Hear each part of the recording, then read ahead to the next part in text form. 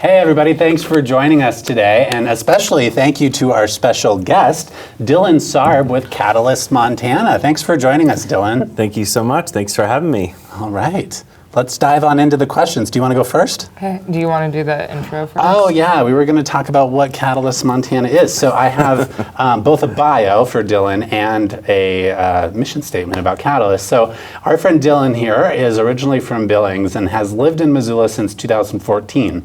He went to the University of Montana for undergrad and graduate studies in political science. I did too. Good degree. Yep. We all did. Oh, you did too. Okay, that makes sense. Political nerds. And we're all working in basically, political sort of work. Yeah. Since then, he had taken a series of electoral campaign jobs before joining Catalyst team in December of 2024. He loves board games, running, and being outdoors when he is not working. So that's Dillon. And Catalyst Montana. What is Catalyst?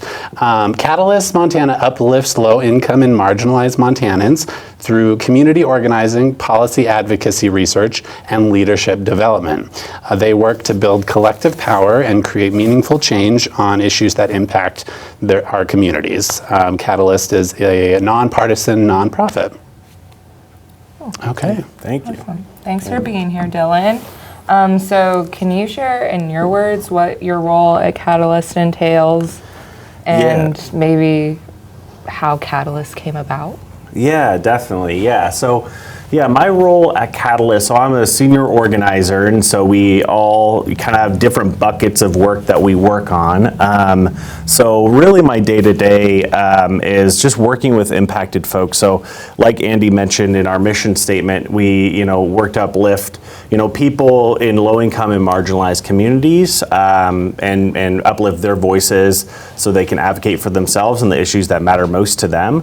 And so really, in terms of how we separate the work out, I focus on healthcare and food security, economic justice issues through sort of, Medicaid and SNAP primarily. Those two programs really serve a lot of folks around Montana and particularly in Missoula as well. So, a lot of what I do is connect with people on those programs and kind of share opportunities to advocate, to give public comment, for instance.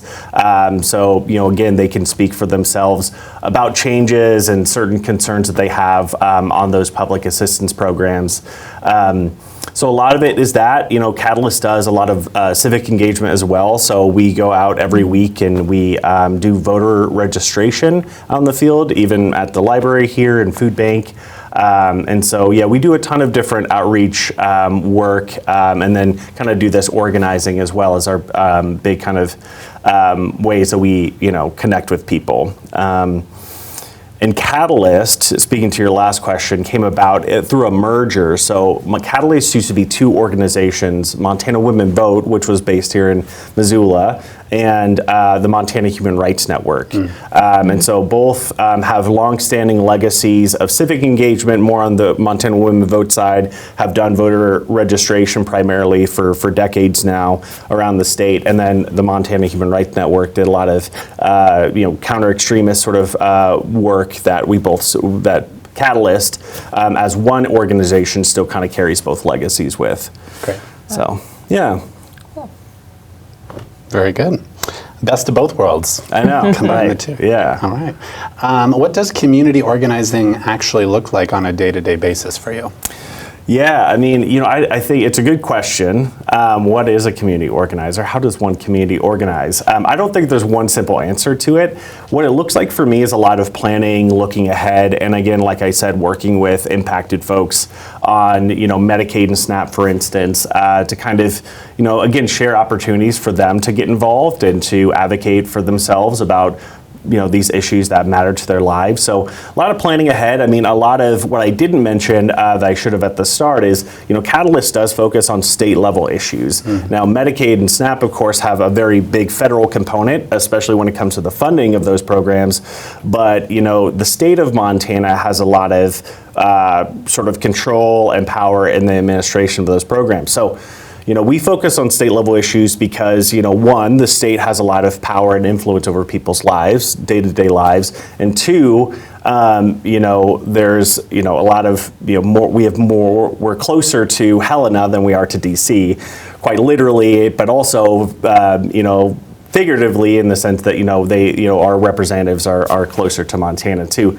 So, so I look ahead to kind of, particular opportunities for folks to give public comment at interim committee meetings, for instance. We're in an interim year in Montana. We don't have an active legislative session. So those opportunities are pretty opaque. There's not really there's not a lot of publicity around ways that people can take action and advocate for themselves on these issues. So I try to connect with as many folks as possible to tell them, when a certain committee hearing is, what a public comment could look like, and kind of guide them through that process. And ultimately, just have them kind of speak for themselves at these meetings, and then kind of build collective power around that way. And particularly in these spaces that don't often hear these kind of voices. Usually there's a lot of lobbyists and other folks. Obviously the legislators themselves are in these meetings, but it does take quite a bit of effort to get people who are actually impacted by these policies in those rooms and speaking for themselves. Totally.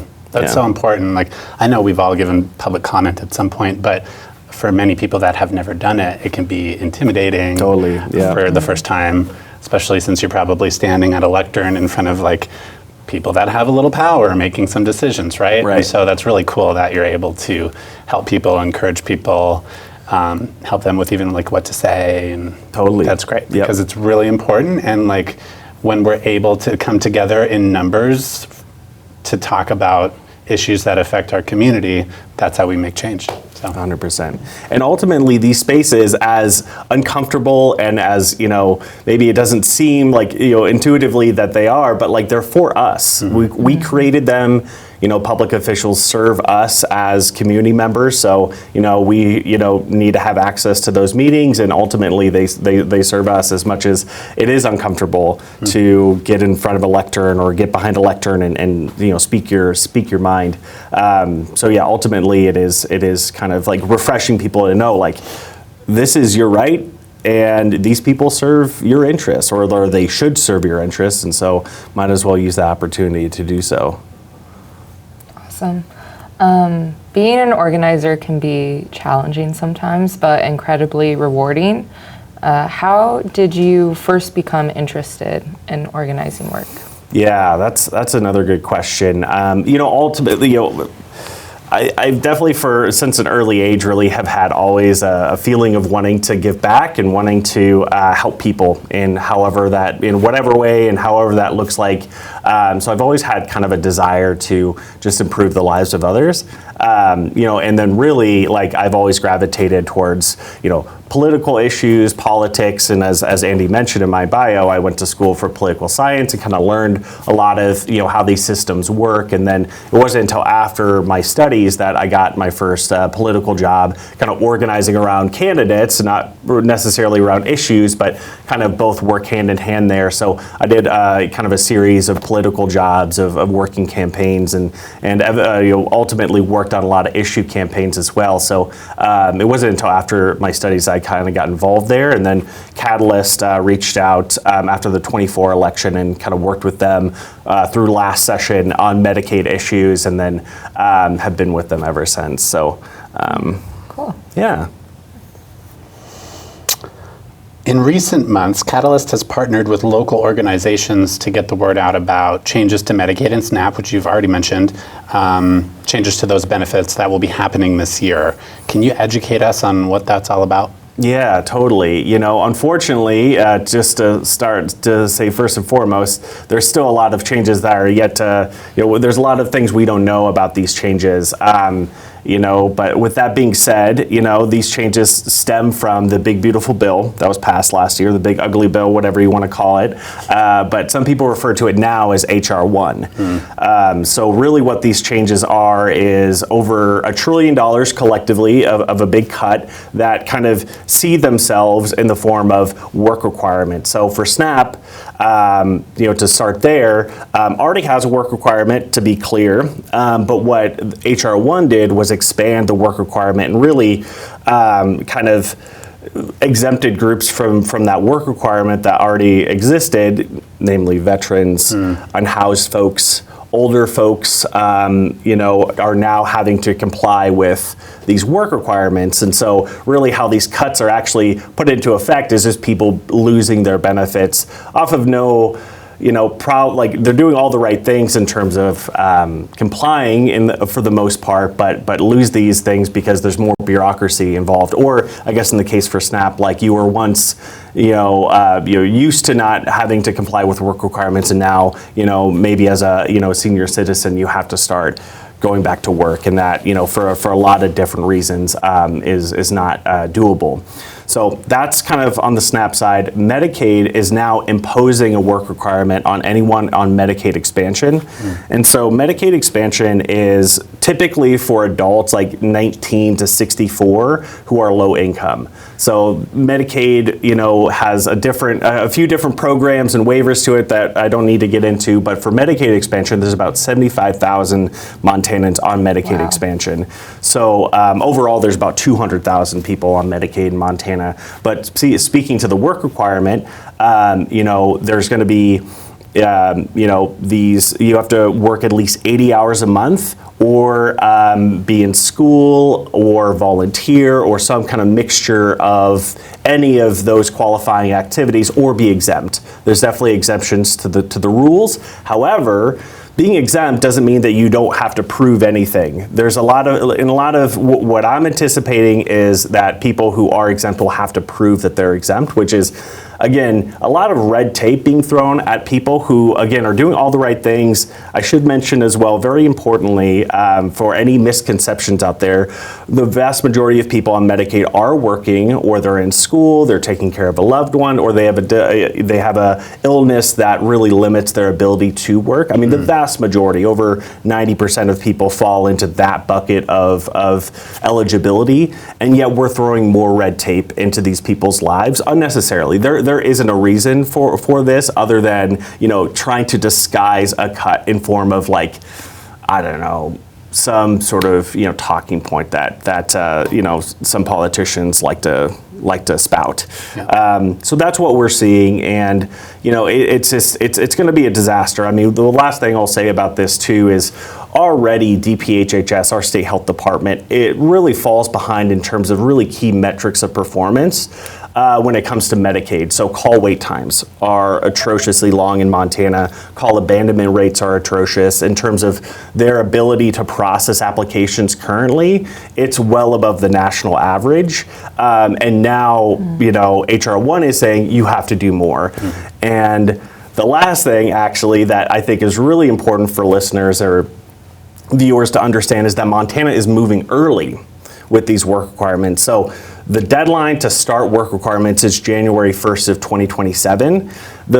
Our state health department has said we're going to start in July. So literally less than a month away, we're going to start imposing these work requirements, knowing that we are poor on all of these different performance metrics and don't really have a clear idea of how exactly all of this will be implemented. We're still going to move ahead and impose these work requirements early. That's crazy. So who determined that? The state health department or the legislature? The state health department through the governor's office. So this is ultimately, the governor kind of saying we want to move early on this.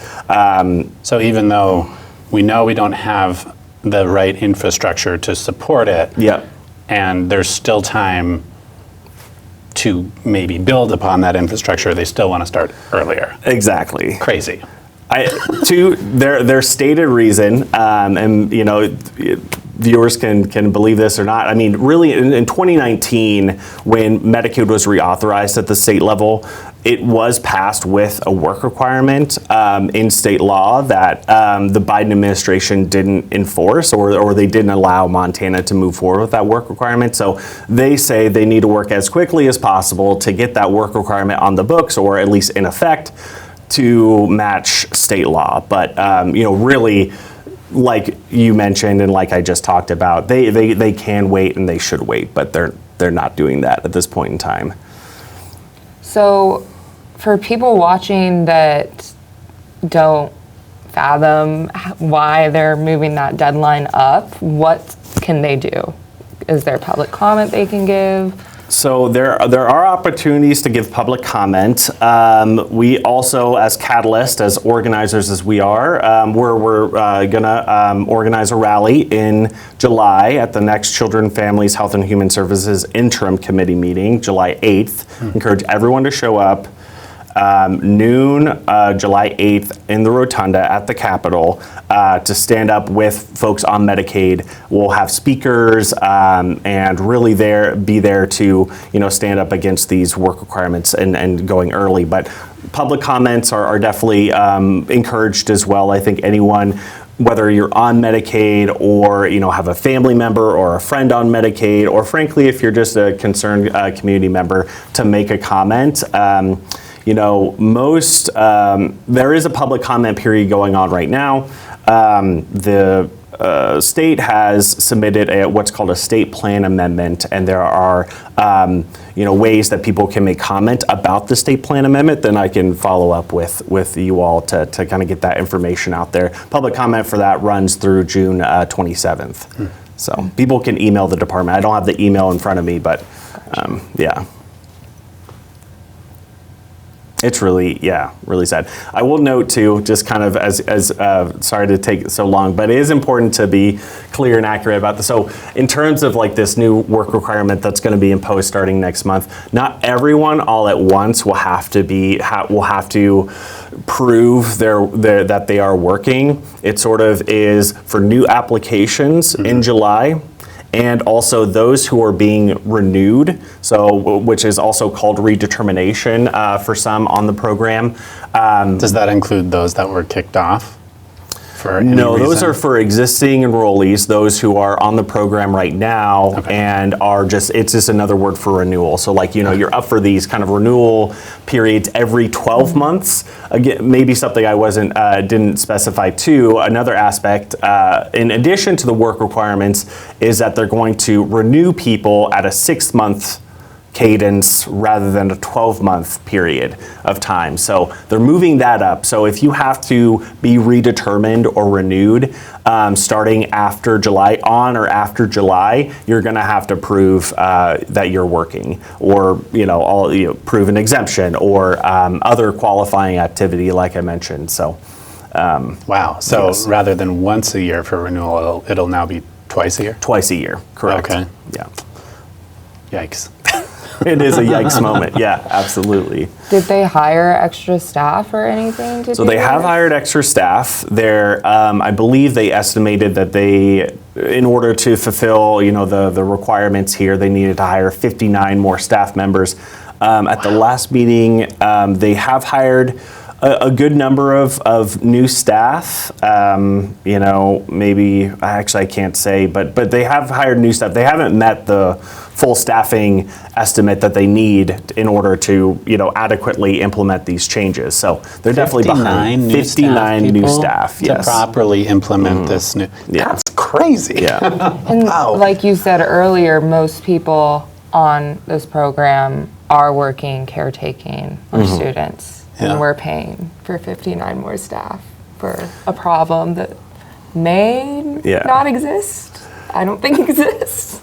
Truly, yeah, and to compound this issue even further, the DPHHS actually announced in March that they're running a budget shortfall due to a lot of issues pertaining to the legislature, but also HR 1-2 and losing revenue from the federal level, and yet at the same time, so they need more money, and processing times are down, call wait times are up, and yet, due to this extra bureaucracy, this extra red tape, we're now having to hire more staff. So it really, the priorities could not be any more mixed, and they could not be any more wrong right now at this point in time. Because hiring more staff isn't going to help DPHHS meet their bottom line. Yes, exactly. Right.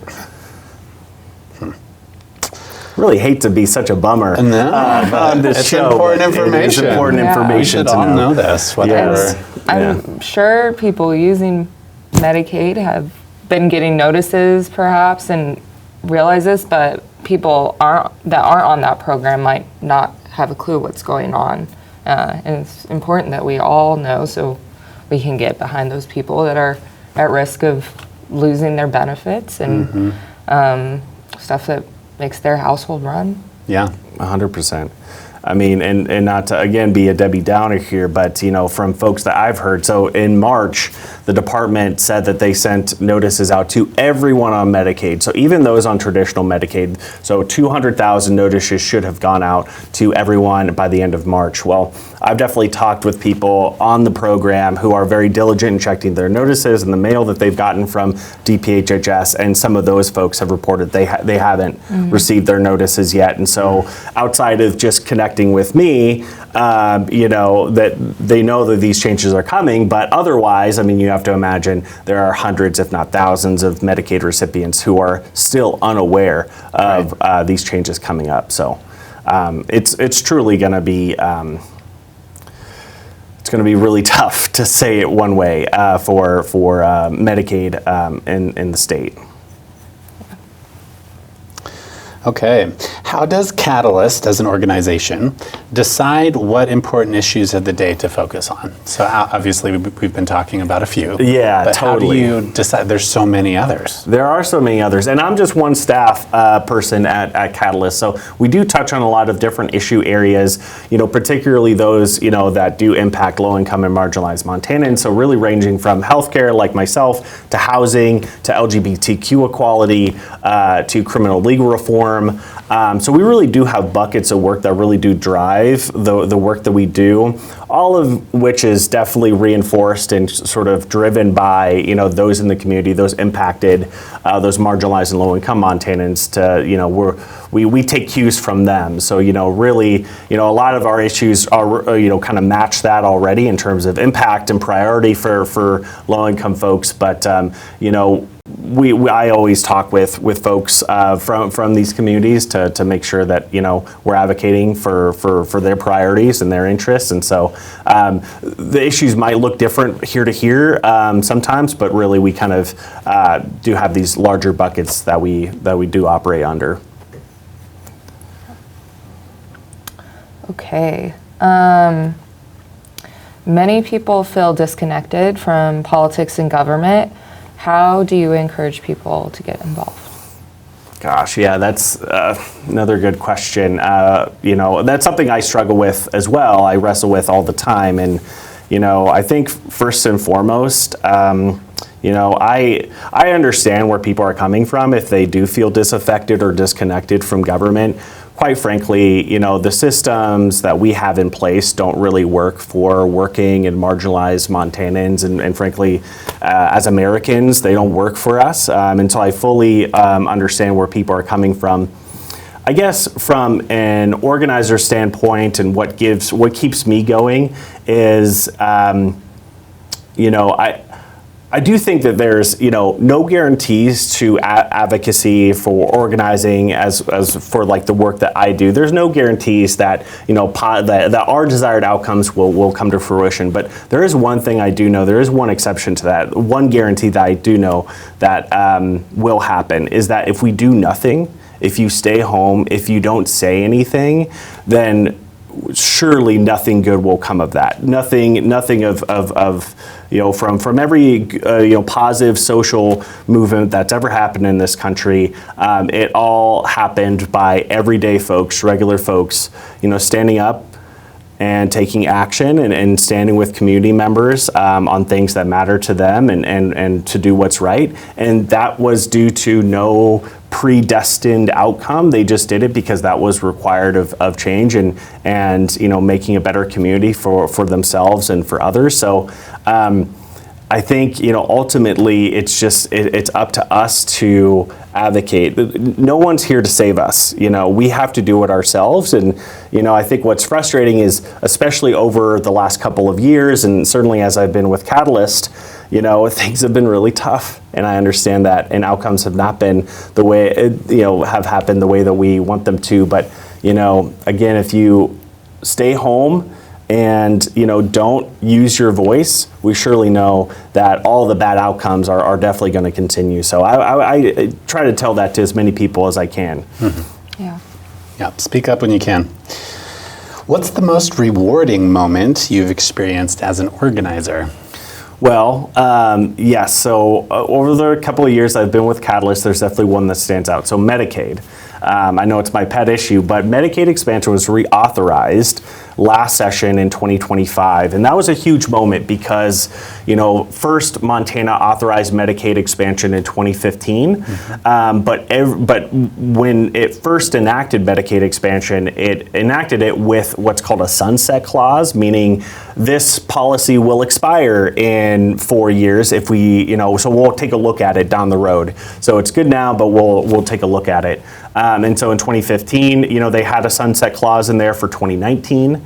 And then in 2019, they did reauthorize it again, but they couldn't pass it without a sunset clause. And so the sunset clause was set for 2025, just this last session.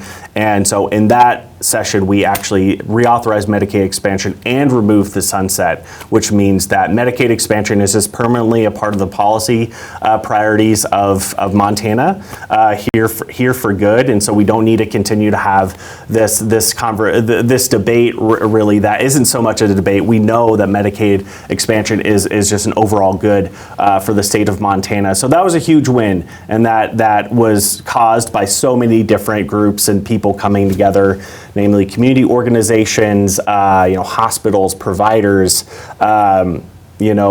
and also just regular everyday people on Medicaid. So a big part of what I did last session was connect with people who are on this program and to show up in these committee rooms and testify of just their own personal experience with Medicaid, why this program means so much to me. It's, quite literally saved people's lives. Just having access to that care and that coverage meant that people could recover from an illness without fear of going bankrupt or for foregoing coverage or care altogether. This program literally has saved lives here in Montana, thousands of lives, and that was such a huge win last session. So that really stands out, and so it really does speak to, like we started this conversation, why we focus on state level issues is because number one, the state does have a lot of influence over people's lives, and two, things we're able to influence the process more on the state level than we are at the federal level, which DC is so far away, but Helena is only down the road from us, and Montanans, we get to come together every 2 years to pass priorities and legislation, and so it's easier for us to influence that process, and so we try to do so as best as possible. Medicaid expansion is the most shining example of that. Nice. Well, thank you for all the incredible work you and your colleagues do at Catalyst Montana. We're very lucky to have you all around doing the great work. I know you're very community oriented and focused and willing to partner with other groups. So totally. Thank you for doing that. For folks in the community that want to get involved or support Catalyst in any way they can, maybe it's with some elbow grease or financially, where can folks go to learn more about what you do? Yes, so we have a website. That's probably the easiest way for folks out there to get involved, or at least to look us up. So catalystmt.org. You can find ways to get involved, to sign up for updates from us, or to reach out to an organizer, one of us, to connect about certain issues that are impacting your life, and or just your community's life. So definitely reach out to us on our website there. And I'm also, a lot of us live in Missoula, so if you're in Missoula, we're around, and we have offices in the Warehouse Mall. So if you want to poke around the Warehouse Mall over on Alder Street, you can definitely find us upstairs at the We love the Warehouse Mall. That's such a cool building. The vestiary's in there. Yes, totally. So all sorts of cool things. Well, thank you, Dillon Sarb, for joining us today. We Thanks, really Andy. appreciate Thanks, it. Allison. That's Dillon Sarb with Catalyst Montana, and thank you for joining us. Take care.